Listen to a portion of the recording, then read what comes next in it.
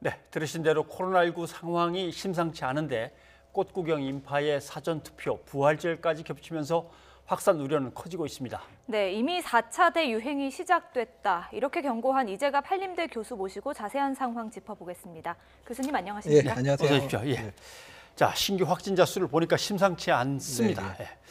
4차 대유행이 시작된 거다라고 하실 수 있는 그 근거는 어떤 겁니까? 사실 저희가 이제 3차 대유행이 발생했었을 때 그 이유 중에 하나를 계절적 요인을 많이 들었습니다. 예. 겨울철이었고 또 실내 활동이 많아지는 게 영향을 끼칠 거라고 했는데 이미 지금 겨울이 끝났거든요. 그리고 이제 봄이 됐고 또 실내 활동보다는 야외 활동이 많아지는 시기가 됐는데도 불구하고 확진자 수가 늘어나고 있거든요. 그러니까 겨울에 계절적인 요인이 빠진 부분만큼 사회적 거리두기가 느슨해지면서 확진자가 좀 늘어나는 상황이라 실제로 겨울이었으면 지금 500명대가 아니라 아마 1000명대도 도달했을 수 있을 그 정도의 상황이라고 생각하시면 될 것 같습니다. 예, 뭐 1000명까지 도달할 수 있는 아주 우려되는 상황인데요. 특히나 내일부터 사흘 동안 또 방역의 고비라는 이야기가 나오고 있습니다. 내일과 모레는 사전투표가 네. 예정돼 있고요. 또 4월 4일은 부활절 아니겠습니까? 종교 행사가 예정돼 있는데요. 아무래도 더 우려되는 부분이겠죠. 예, 일단 사람들이 많이 이동하는 상황들이 벌어지고 또 많은 사람들이 이제 밀집하는 상황들이 벌어지게 되면 당연히 유행 자체가 악화될 수 있는데요.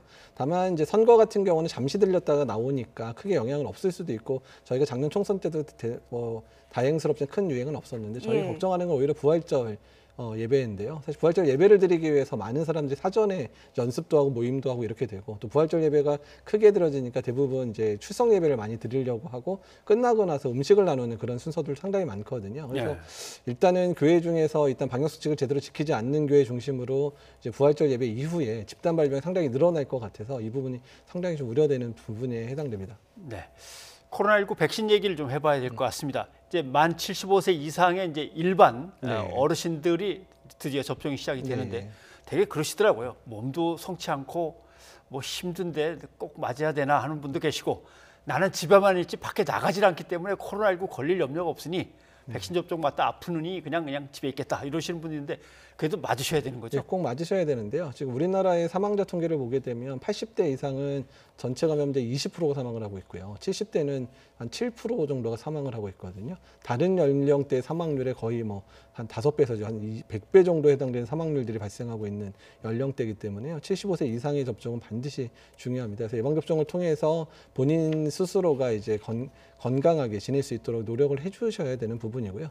또한 그로 인해서 중증 환자가 발생하지 않게 되는 부분들이 일단 우리나라 의료 체계에도 상당히 이제 중요한 역할들을 할 수 있기 때문에 상당히 중요합니다. 특히 영국이나 이제 이스라엘처럼 65세 이상 접종을 먼저 했던 국가들을 보게 되면 정말 획기적으로 65세 이상의 사망률이 급격히 떨어지는 게 먼저 일어나고 그 이후에 유행 상황이 안정되기 시작했거든요. 그래서 75세 이상 예방접종 꼭 동참해 주셔야 됩니다. 예, 아무래도 가짜 뉴스 때문에 이런 좀 우려가 커지는 것 같은데요. 오늘 백신 접종은 이상 반응 없이 좀 순조롭게 마무리된 것 같습니다. 어떤 점들을 앞으로 이제 백신 접종 앞두고 계신 분들을 위해서 어떤 점들 좀 조심하면 좋을지 짚어주시죠. 예, 특히 75세 이상 어르신들 같은 경우에 기저질환이 상당히 많습니다. 예. 그래서 기저질환이 급격히 악화되는 상황에서는 접종을 좀 피하라고 저희가 말씀드리고 있고 접종 당일에 열이 나는 경우도 접종을 좀 미루도록 얘기를 하고 있거든요. 또한 이제 이동 자체가 힘들 정도로 기저질환이 악화되어 있는 분들은 무리해서 접종센터까지 가지 마시고 일단 추후에 진행되어 있는 방문 접종이라든지 아니면 집 근처에 있는 의료기관에 접종하실 때로 연기가 좀 가능하게 해놨기 때문에 그런 형태로 이제 접종을 받으시도록 해서 일단은 접종 자체에 너무 무리하지 않도록 하는 게 상당히 중요할 것 같고요. 다만 이동도 가능하고 정정하신 분들 같은 경우에는 이동해서 실제 접종센터 접종을 제대로 진행 받으시면 될 것 같습니다. 네. 예.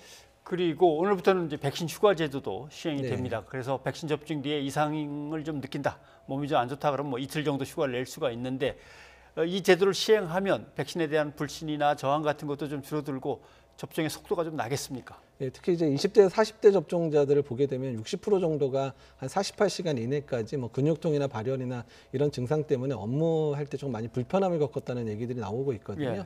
그래서 만약에 하루나 이틀 정도 쉴 수 있게 해준다면 접종 자체에 대한 부담도 상당히 덜 수 있고 또 접종 후에 생기는 그런 증상 때문에 업무에 악영향을 주는 부분들도 이제 덜해줄 수 있기 때문에 상당히 긍정적인 효과는 될 수 있지만 다만 이게 의무적으로 시행되지 않는 부분이 권장사항이다 보니까 소규모의 사업장들이라든지 대체 인력이 없는 그런 직장들에서는 사용하기 좀 힘든 부분들, 약간 불평등하게 작용할 수 있는 부분들에 대해서는 정부 차원에서 어떤 제도적인 지원들이 필요하지 않을까 생각이 듭니다. 예, 백신 접종 이후를 생각해서 정부가 여러 대책을 내놓고 있습니다. 백신 휴가제도 그렇고요.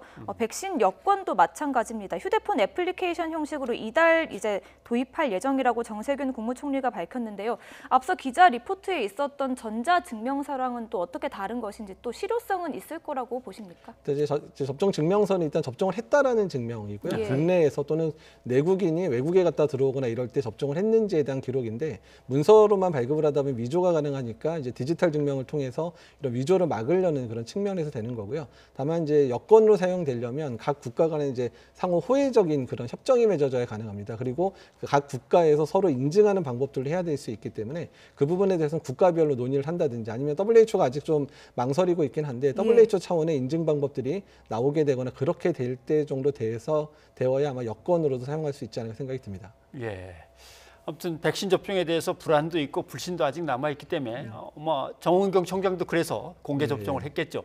그래서 또 뭐 보건의료 단체장들께서도 다 공개 접종을 하신다 이런 얘기도 들리는데 우선 대한의사협회장께서 좀 먼저 하셔야 될 것 같은데 이분은 안 하실 것 같기도 하고. 예, 일단 빠졌고 뭐 이제 백신 접종에 참여하고 있는 의사들은 처우가 너무 나쁘다. 이제 그 부분 개선될 때까지 안 맞겠다도 하고 있고 또 본인이 또 예를 든 거는 본인이 지금 의사협회장은 상근직이기 때문에 진료를 하지 않습니다. 네. 그래서 진료를 하지 않는 의사들에 대한 건 사실은 접종 대상이 아니기도 하긴 하는데요. 사실 그러더라도 상징적인 의미를 통해서 접종을 해주셨으면 어땠을까 생각이 드는데 어떤 접종을 안 하신다고 하니까 조금 좀 의아하기도 하고 조금 답답한 마음이 있습니다. 그렇게 다들 나서시면 그래도 뭐 의사협회장이 또 이제 기회가 되면 하시겠지만 뭐 그래도 국민들 불신을 씻는 데 도움이 되겠죠. 예, 일단은 뭐 정경청장도 그렇고 대통령도 총리께서도 이제 접종을 하셨잖아요. 어쨌든 안전하게 접종했고 특별한 문제 없다는 거 보여주셨으니까 일단은 이제 어르신들께서 접종하는데 주저하지 않으셨으면 좋겠다는 생각이 듭니다. 네, 예. 알겠습니다. 오늘 뭐 총리도 그런 당부를 하는 것 같더라고요. 그 어르신들이 코로나19 감염되면 정말 중증이실 수도 있고 돌아가실 수도 혹시 있으니까 효도 삼아서 안부 전화도 걸고 백신 접종 꼭 하십시오. 당부도 좀 하고 자식된 도리를 다하자 이렇게 얘기하는데 아무튼 그런 거 좋은 것 같습니다. 예, 네, 어르신들한테 좀 예. 전화를 해야 될 것 같습니다. 네, 교수님 오늘 고맙습니다. 예, 감사합니다.